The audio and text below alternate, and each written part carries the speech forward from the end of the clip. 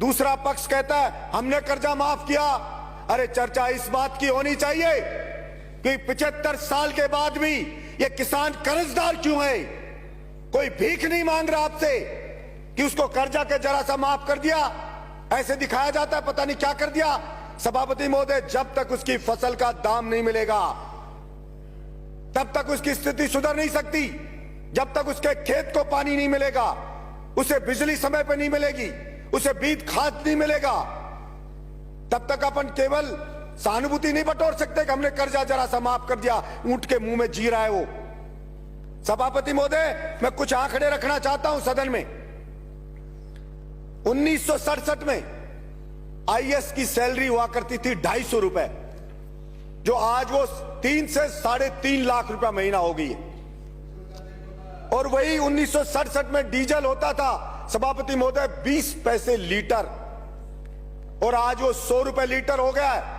सभापति महोदय, सोना होता था 200 रुपए का 10 ग्राम 1 तोला, आज वो 60,000 रुपए हो गया है। और गेहूं था 70 रुपए का क्विंटल, जो आज 1800 रुपए क्विंटल में बिक रहा है। यानी कि आईएएस की बढ़ोतरी सैलरी में कितनी हुई? 1500 गुना। डीजल में बढ़ोतरी कितनी हो गई? 500 गुना। सोने में बढ़ोतरी कितनी होगी? 300 गुना। और किसान के गेहूं की फसल की कीमत कितनी बढ़ी? मात्र 25 गुना। अब कहां 1500 गुना और कहां 25 गुना। भला वो कैसे उसकी स्थिति सुधर सकती है?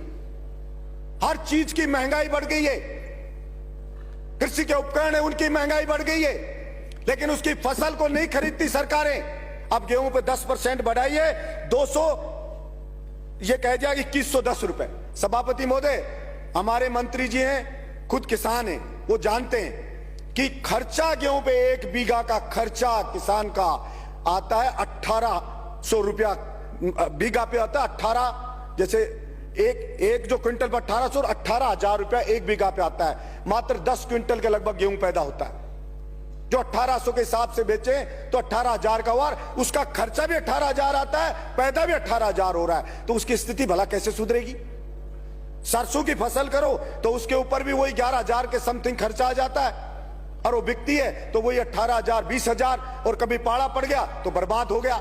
गेहूं में अगर हवा चल गई, गिर गया गेहूं तो बर्बाद हो गया। तो भला वो किसान कैसे बेचारा उठ सकता है? और सिर्फ बातें होती है किसान की, 6,000 दे दिया, कोई कहता है कर्जा दे दिया, कोई कहता है ये दे दिया, कोई कहता है थोड़ी सी बिजली दे देंगे, ये दे देंगे। मैं तो ये कहता हूं आप पूरा दाम ले लीजिए, मत दीजिए कुछ भी आप, लेकिन ये जो 1500 गुना बढ़ी आईएएस की सैलरी, या तो उस आईएएस की सैलरी को भी घटा के वही 25 गुना लिया हो आप। उस सैलरी को, उस किसान की जो बढ़ोतरी हुई है वहीं पे लिया उसकी को सैलरी को। अगर वो आईएएस नौकरी कर ले, और अगर आप में हिम्मत है किसी सरकार में कि घटा दे उस आईएएस की सैलरी, कहते किसान के बराबर रखेंगे, क्योंकि देश को आजाद इन किसानों ने कराया था। कोई आईएएस अंग्रेज भर्ती नहीं करे थे इंडिया के लोगों को, वो तो इन किसानों की बदौलत हो, इनके बच्चे फांसी पर लटके तब आईएएस बन रहे हम। लेकिन पॉलिसी बनती है तो वही आईएएस राय देते हैं सरकार को कि बजट नहीं है, किसान को पैसा नहीं दे सकते, किसान की फसल को नहीं खरीद सकते। मैं कहता हूं एमएसपी 2110 रुपए गेहूं की क्यों हो? इसकी एमएसपी उतनी करो ना जितनी उसकी गुजारा हो उसका, लेकिन उसमें कोई चर्चा नहीं होगी और कोई पैसा मिलेगा नहीं। और ये किसान सहन शक्ति है बेचारे की, सहन करे जा रहा सहन, ये उसकी ग्रेटनेस है कि वो सहन कर रहा है और मेरा देश महान कह रहा है। अब फौज में जाता था सभापति महोदय, उसका बेटा एक्सरसाइज करता था, फौज की भर्ती भी बंद कर दी है। पुलिस में जाता था सभापति महोदय, दौड़ भाग करता था, खेत में काम करता था, फिजिकल फिट होता है, मजबूत होता है, बहादुर होता है, दौड़ भाग करके पुलिस कांस्टेबल बन जाता था। कोई मिलिट्री में जाके, अब मिलिट्री का भी बंद, पुलिस कांस्टेबल में आईएएस जैसा पेपर पकड़ा देते हैं। उसकी फिजिकल फिटनेस को कोई देखते ही नहीं है। अब उसमें पेपर में कौन सेलेक्ट होता है? वही जो ट्रक चलाने वाला खरीद के 10 लाख मिलाया वो सेलेक्ट हो जाता है। इसलिए सभापति महोदय, मैं आपके माध्यम से सरकार से गुजारिश करता हूं कि केवल किसान किसान बात करने से नहीं होगा। वास्तव में आज किसान को सबसे ज्यादा न्याय की जरूरत है, और उसके साथ हमें न्याय करना पड़ेगा। नहीं, वो किसान के बच्चे जो अंग्रेजों से लड़े थे, जिस दिन उसने ठान लिया उस दिन फिर आप सोचना क्या हाल होगा। इसलिए मैं समझता हूं उठा उठा के फेंक देंगे और होगा क्या, मूली की तरह पाड़ पाड़ के फेंक देंगे आपको और क्या होगा, ये होगा। इसलिए कभी कभी उस किसान की हिम्मत को ना ललकारे सरकार कि वो लड़ नहीं सकता या अपना हक हासिल नहीं कर सकता, वो तो अपने देश में आस्था रखता है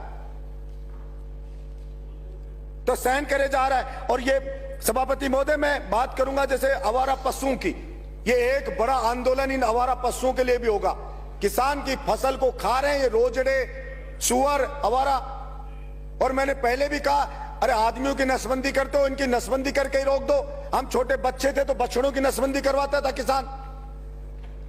आवारा ये जब नंदी है उनकी नसबंदी कर दो। और गाय को अगर सच में बचाना चाहते हो आप गौशाला में अनुदान देते हो, किसान को दो ना अनुदान कि वो घर पे गाय को पाले। हम अनुदान देंगे तो किसान की स्थिति भी सुधरेगी और हमारी गाय माता भी बचेगी। लेकिन किसान को तो देना नहीं चाहते क्योंकि सब जानते हैं अगर उसके पास अगर उसकी रोटी पेट में आ गई, उसको थोड़ा जीने का मिल गया तो सोचने लग जाएगा वो कि कौन क्या कर रहा है। वो आईएएस हजारों करोड़ रुपए खा रहे फिर भी 1500 गुना सैलरी बढ़ा रहे हो। जाके देखो एक आईएएस बनता है तब क्या घर होता है उसका, और 5 साल बाद देखो उसके बच्चे मर्सिडीज में घूमते हैं, विदेश में पढ़ते हैं। क्या कभी सरकार ने पूछा है कि कहां से आ गया है पैसा? फार्म हाउस है बड़े बड़े और बड़े बड़े मंत्री जाते हैं और जाकर फार्म हाउस में उसके पार्टी करके आ जाते। कभी पूछा किसी ने कि ये कहां से लिया आया? लेकिन कोई नहीं पूछा जाता। इसलिए मैं आशा रखता हूं कि किसान के ऊपर रियल में कोई उसकी दशा सुधारने पर निर्णय होगा। धन्यवाद सभापति।